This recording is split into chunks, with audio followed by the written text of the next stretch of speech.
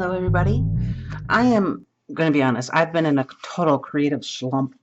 So I decided I'm going to do one of my favorite ways to bring my creativity out, which there's another video I did called Dreams.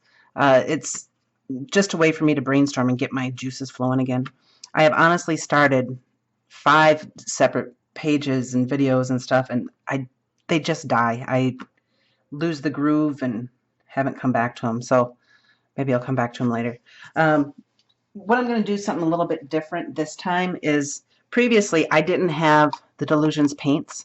I'm going to try doing this using the Dylusions black and the Dylusions white instead of, like, I would use acrylic for a base coat, but previously I would use gesso, watered down gesso. I'm going to see how the Dylusions paint works.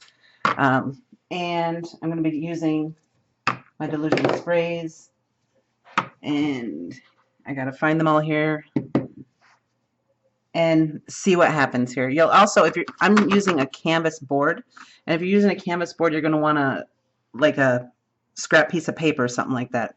So black, white, your sprays. I got to find my blue, but I'll pause that so you don't have to wait for the search. And we'll see what I end up with.